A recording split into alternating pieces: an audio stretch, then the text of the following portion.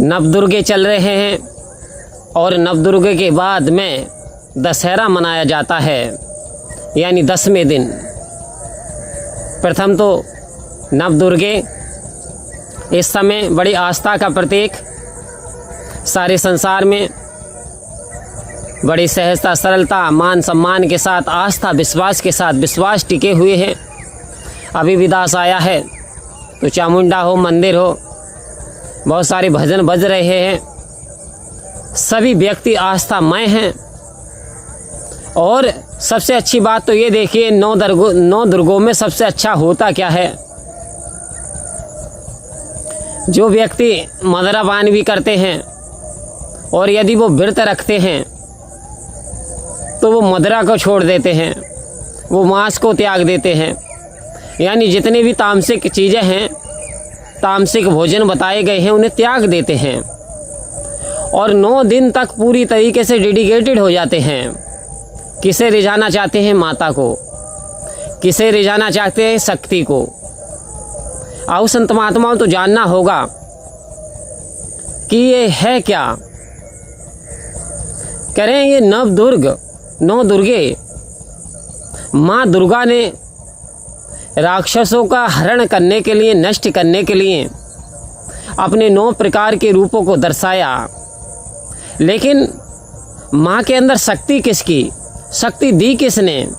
उत्पन्न किसने किया इस विराट शक्ति को, जो कि यानी ब्रह्म शक्ति भी बताई गई है। इस ब्रह्म शक्ति को किसने शक्ति दी, किसने ताकत दी, ये भी जानना होगा। आओ संत महात्माओं, दांतों में फंस करके दाता ना भुला देना, ये जन्म अमूलक है, इसे यूं ना गवा देना। संत महात्मा इस ओर इशारा दे रहे हैं। हजारों रचनाएं होती हैं, हजारों पोस्टर होते हैं, हजारों आर्टिफिशियल चीज़ें भी बनाई जा सकती हैं, लेकिन बनाने वाला एक मनुष्य होता है।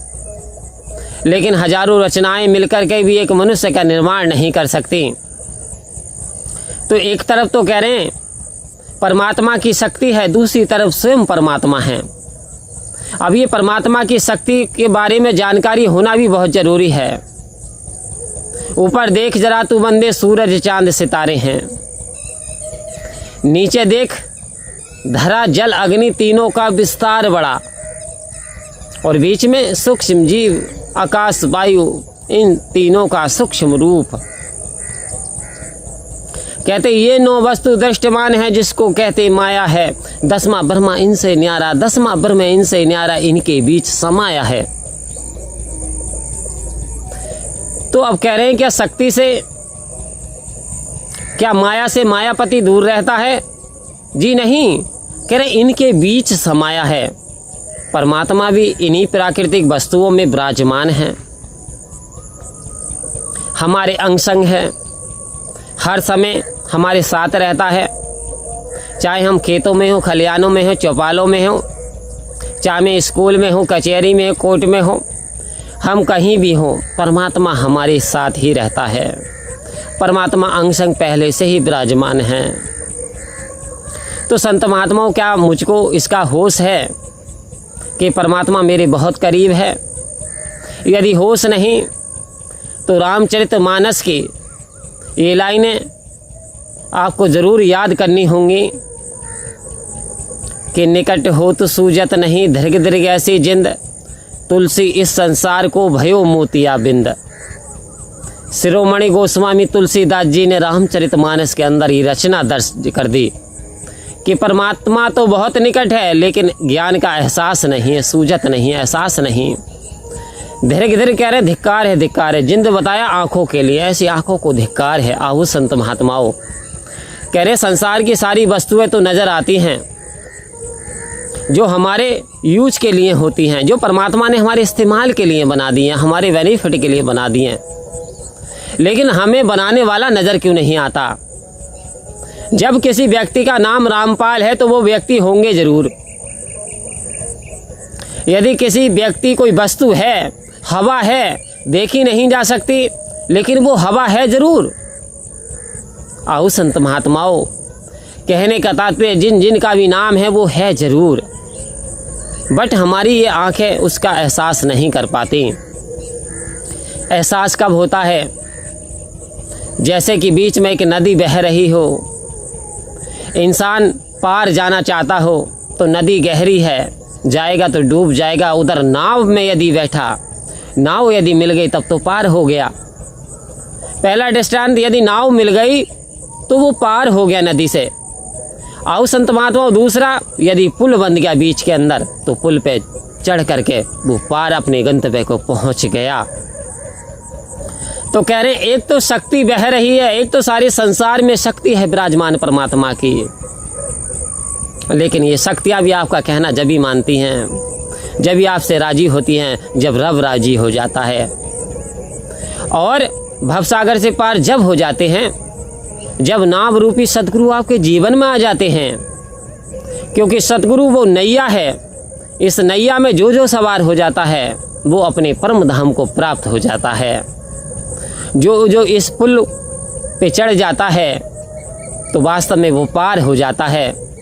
लेकिन क्या मैंने पुलों को बांधा है? क्या मैंने सतगुरु के वचनों को जीवन में अपनाया? क्या मैंने पूर्ण विश्वास किया कि मेरा डोले ना एतवार, सदा बख्शो श्रद्धा भक्ति प्यार? कह रहे सदा श्रद्धा भक्ति और प्यार ही मांगना है, और मेरा ये विश्वास है ये डोले ना है सतगुरु सच्चे पातशाह। क्या मेरा विश्वास इतना अटूट मजबूत बन पाया है कि मैं कण कण में परमात्मा का दर्शन कर पा रहा हूँ? इस ज्योत को, इस नव दुर्गा रूपी ज्योत को हर समय एहसास कर पा रहा हूँ, क्योंकि शक्ति परमात्मा से भिन्न नहीं है। ना तो शक्ति से परमात्मा दूर है और ना शक्ति परमात्मा से दूर है। तेरा रूप है ये संसार, करन करावन हार तू, सब कुछ तेरे पास, अंग संग तुझको देख के दास करे अरदास, तू राजा अधिराज है मैं दासों का दास।